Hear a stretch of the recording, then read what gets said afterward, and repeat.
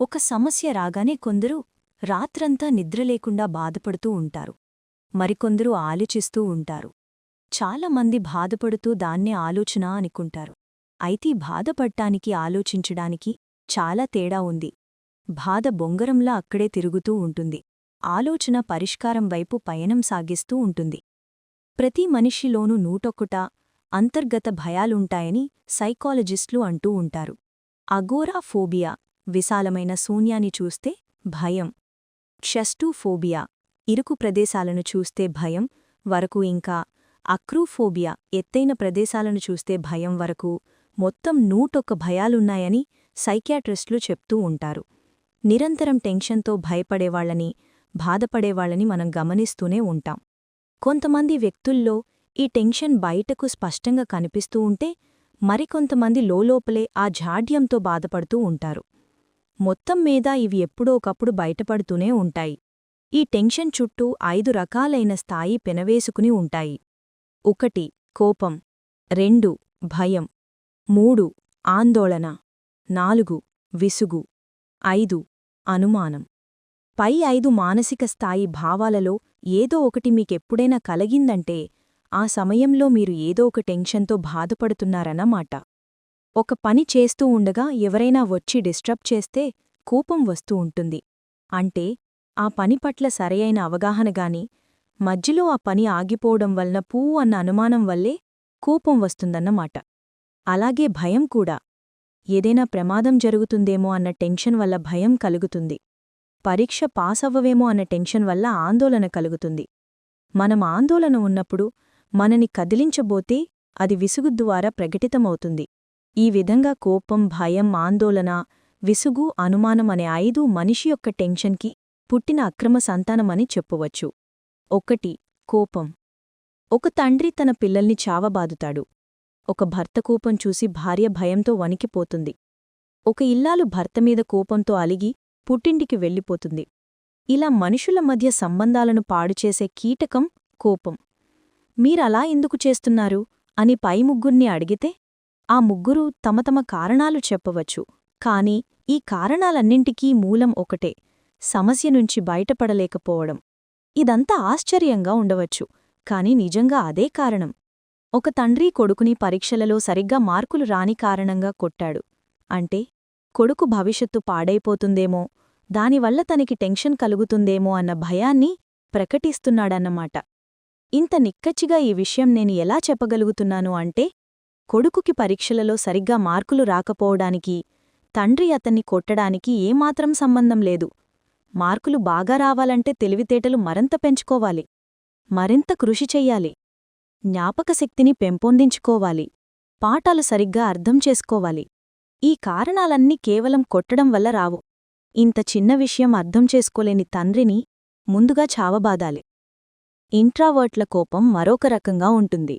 ఒక భర్తకి భార్యమీద కోపం వస్తుంది, తిడతాడు. మరీ కోపిష్టి అయితే చెంప బ్రద్దల కొడతాడు. అదే ఇంట్రావర్ట్ అయితే ఇంటికి రాకుండా బయటెక్కడో గడిపి ఇంటికి ఆలస్యంగా వస్తాడు. వీటన్నింటి వెనక తండ్రి ఉద్దేశం ఒకటే: తనకి కోపం వచ్చిందని భార్యకు తెలియజేయాలన్న ప్రయత్నం. దానికోసం ఇంత శ్రమపడాలా? అవతలివాళ్లని ఇంత హింసించాలా? తనకి ఎందుకు కోపం వచ్చిందో, ఏ కారణం వల్ల ఆమె ప్రవర్తన తనకి నచ్చలేదో చెప్తే సరిపోతుందిగా. మరి ఎందుకు అతన్ని తాను హింసించుకుంటూ అవతలివాళ్లని హింసించడం? కోపమనేది మానవ సహజమైన ప్రక్రియయే, కాదనటం లేదు. కాని మనకి కోపం వచ్చినట్లు అవతలివాళ్లకి తెలియజేస్తే చాలు. హింసాత్మక పద్ధతుల ద్వారా అవతలివారిని బాధపెడితే మనకొచ్చే లాభం ఏమిటి? ఒక ఇంటి యజమాని హింసించండి. ఆ ఇంటికి ఒక గెస్టు వస్తున్నాడు. భార్యని డిన్నర్ చేయమని పురమాయించాడు. ఇల్లంతా నీటుగా సర్దమని చెప్పి వెళ్ళిపోయాడు. సాయంత్రం అతను ఇంటికి వచ్చేసరికి తన భార్య చేసింది. కొడుకు సాధ్యమైనంత రీతిలో ఇల్లంతా శుభ్రం చేశాడు. ఆఖరిగా అతను హాలు సర్దుతూ ఉంటే కిటికీలో ఉన్న ఇంకు సీసా కింద పడింది. వెంటనే యజమాని లేచి కొడుకుని బలంగా కొట్టి తడిగుడ్డతో నేల శుభ్రం చేయమన్నాడు. కూర కొద్దిగా రుచిచూసి ఉప్పు తక్కువైనందుకు భార్యని చెడామడా తిట్టాడు. ఈ లోపులో అతిథి వచ్చాడు. ముఖం నిండా నవ్వు పులుముకుని యజమాని అతన్ని ఆహ్వానించాడు. సేపతన్ని ఎంటర్టైన్ చేశాడు. భార్య పిల్లల్ని పరిచయం చేశాడు. అతడు కూడా వంట చాలా బాగుందని మెచ్చుకున్నాడు. తరువాత అతని అతిథి సెలవు తీసుకుని వెళ్ళిపోయాడు. అతిథి ముందు అంత బాగా చిరునవ్వు ముసుకువేసుకున్న యజమాని తని ఏం కోల్పోయాడో గ్రహించలేకపోయాడు. ముక్కు మొహం తెలియని ఒక అతిథి, అంత చిరునవ్వు ముసుకువేసుకున్న యజమాని, భార్య బిడ్డల ముందు ఆ ముసుగు తీసివేసి ఒక రాక్షసుడెలా ఎందుకు ప్రవర్తించాడు? జీవితాంతం కలిసి ఉండవలసిన తన కుటుంబ సభ్యులతో మరింత హుందాగా మంచివాడిలాగా ప్రవర్తించవలసిన అవసరాన్ని అతడు గ్రహించలేకపోయాడా? ఈ విధంగా తార్కికంగా ఆలోచిస్తే మనిషికి కోపం రాదు. కోపం ద్వారా మనం ఏమీ సాధించలేమని తెలుసుకున్న మనిషి అనవసరమైన టెన్షన్లకు లోను కాడు.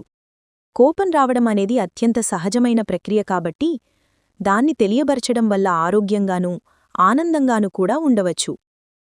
ముందు చెప్పినట్లు మనకి కోపం రావడం వేరు, మనకి కోపం వచ్చినట్లు అవతలివాళ్లకి తెలియజేయడం వేరు.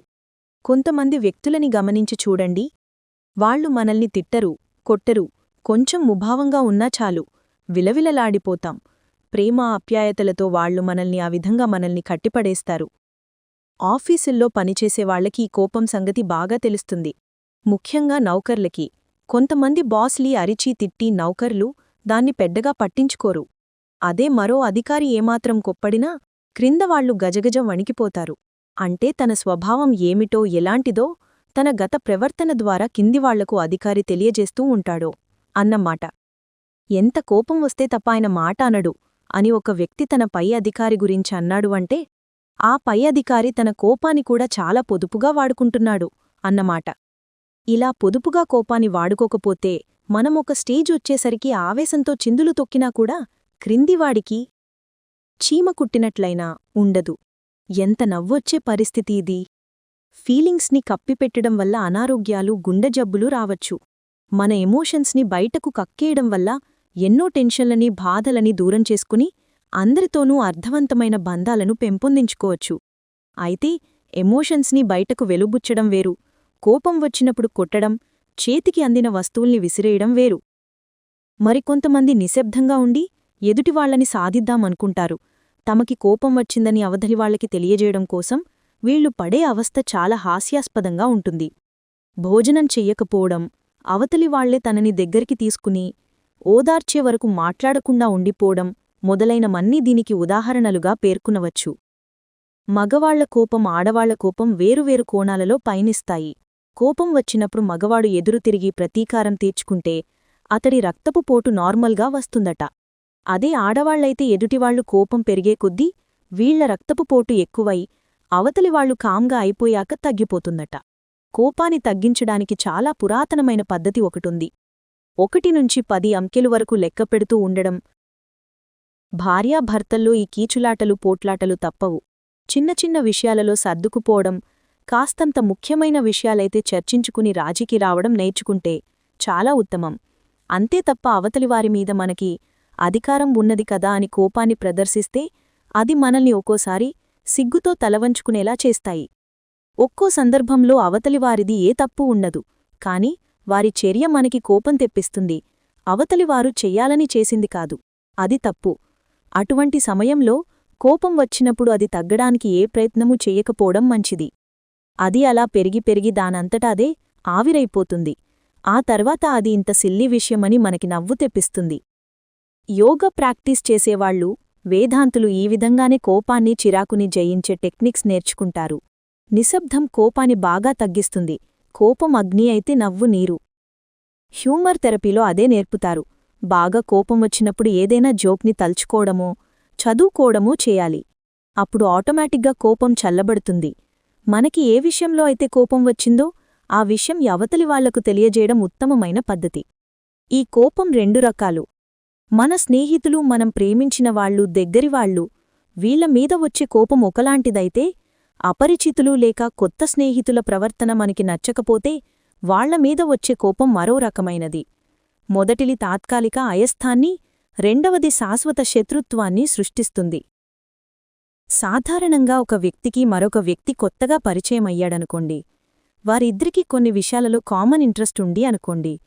ఇద్దరు స్నేహితులయ్యారు. తర్వాత ఒకరిలోని లోపాలు ఒకరికి తెలిసాయి. అప్పుడు అవతలివాళ్ల చిన్న ప్రవర్తనలు కూడా వారికి కోపాన్ని తెప్పిస్తూ ఉంటుంది. కాని మనసులో దాచుకుంటూ ఉంటారు. అలా 4-5 సంఘటనలు అయ్యాక ఒకరోజు చిన్న కారణం వల్ల మాటమీద మాట పెరిగి ఇద్దరు విడిపోతారు. ఎప్పటినుండో మనసులో ఉన్నదంతా వెలిగ్రక్కుతారు. ఫలానా అప్పుడు నువ్విలా చేశావు, అలా చేశావు అని గతమంతా తవ్వితీస్తారు. ఆ తర్వాతిక మొహం చూసుకోరు. పేరు చెప్తే కోపంతో మండిపోతారు. ఈ కోపానికి భార్యాభర్తల మధ్య కోపానికి లేక తండ్రి కొడుకుల మధ్య కోపానికి తేడా ఉంది. ఇక్కడ విడిపోయే అవకాశం లేదు. అదీ తేడా. ఏది ఏమైనా ఈ కోపాలన్నీ విషాదానికి దారితీసేవే. మనసులో దాచుకోవడం వల్ల అవి లోపలే లావాలా ఉడుకుతూ చివరికి బ్లాస్ట్ అవుతాయి. అవతలివారి ప్రవర్తన మనకి నచ్చకపోతే దానికి ఇంత ప్రాసెస్ అనవసరం. స్నేహితులుగాని విడిపోవచ్చు. ఒకటి మాత్రం నిజం, కోపం మనకి ఒక అసహ్యకరమైన అనుభవాన్ని మాత్రమే మిగిలుస్తుంది. ఎదుటి వ్యక్తితో బాంధవ్యం తెగగొట్టుకోవడానికి కోపం, తిట్టుకోవడం, పాత తప్పుల్ని ఎట్టిచూపడం లాంటి హీనమైన పద్ధతుల్ని అవలంబించడం చాలా హాస్యాస్పదం. ఇదిగో పలానా విషయంలో నాకు కోపం వచ్చింది, దీని గురించి నువ్వేం చెప్పదలుచుకున్నావో చెప్పు అని అడగటం అన్నిటికన్నా ఉత్తమమైన మార్గం. అవతలివారు చెప్పింది నచ్చకపోతే వదిలేయడం మంచిది. మాట్లాడటం వల్ల కోపం ఎక్కువ అవ్వచ్చు, కాని వినడం వలన చాలా సమస్యలు పరిష్కరింపబడతాయి. రెండవది మొదటిదానికన్నా ఉత్తమమైనది.